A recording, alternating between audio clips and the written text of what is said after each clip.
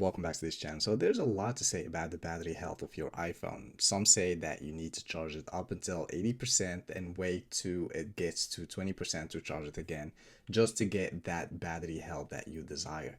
And others are just saying just use your iPhone regularly, because this iPhone and other iPhone models contain a battery that's also known as lithium ion, and that kind of battery just decrease over time. It's just like how the efficiency of your car, you buy a new car and it's brand new, and over time that car slowly deteriorates and gets older and older. That's basically the same thing with your battery of your iPhone.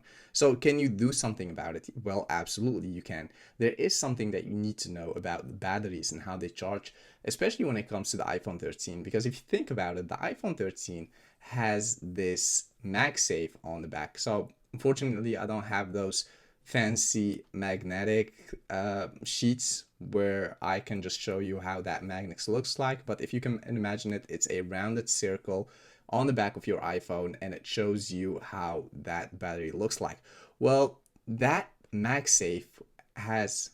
Okay, so I've just turned that flashlight by tapping 2 times on the back of my iPhone, but that MagSafe is magnetic, and if you have something like the battery pack, you can just connect it to the back, and this battery pack provides charging to your iPhone. But there is one downside when it comes to charging with a battery pack. Yes, it's very convenient. You can just take your battery pack, slap it on the back, and not worry about it anymore. You don't have to look for a socket where you can just connect your charging brick into it or something like that. You just have to slap this battery pack on the back of your iPhone and you're good to go. But there is one downside about this whole method, and that is what's also called battery spillage. So when you connect your battery pack to your iPhone or any wireless charging to the iPhone 13, there is something that's being called battery spillage. So this way is not the most efficient way to charge your iPhone. What is the most efficient way? Well, that's when you connect a lightning cable to your iPhone. It's still not USB-C. Maybe when the iPhone 15 will come out, we'll see a USB-C on the iPhone, but it's still USB-C. But still, that doesn't matter. I'm talking here about the efficiency of charging your iPhone, and that's with using a USB-C or a lightning cable onto your iPhone. This way is the most convenient way. You just have to slap the battery pack or any wireless charging onto your iPhone, but you have to deal with battery spillage. It's not that efficient while charging the iPhone. I think when having a magnetic MagSafe on your iPhone, it gives you a charging of 50 watt.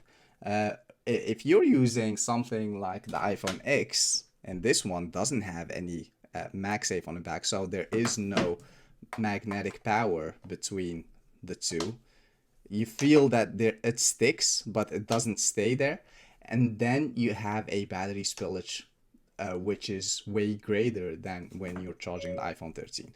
So yeah, that's something I want to talk about. If I go to my battery health, and I've been using this iPhone for almost a year now, for 8 months I think. If I go to my battery health, we see that it's still at 99%, which is actually very good. When you're buying a secondhand iPhone, just think about it. Don't ever buy an iPhone that's below 80%. That means a regular use, it takes up to 500 charges to get it to 80%, and that's an average. I've charged my iPhone I think for about 300 times, and it's still at 99%. So just imagine how many times do you need to charge your iPhone to get it to 80%. That's a big sign that iPhone has been used big time. So think about that. Don't buy an iPhone with 80% battery capacity.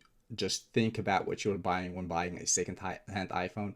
And yeah, that's actually it. I just wanted to give you that piece of information. If there's anything that you need to get out of this video, is that if you charge it wirelessly, your iPhone will get charged, but not the most efficient way, because you have to deal with battery spillage. And if you charge it with a lightning cable, it's not the most efficient, it's not the most convenient way, I should say, but it is the most efficient way. That juice get into your lithium ion battery 100% out of 100% of the time, so it gets right onto it and it charges it really quick, real efficient, and you can use your battery health for as long as possible. So yeah, thank you so much for watching till the end. Make sure to watch one of my recent videos right here. Don't forget to hit that subscribe button, like this video. Thank you so much for watching till the end, and I'll see you in the next one. Peace.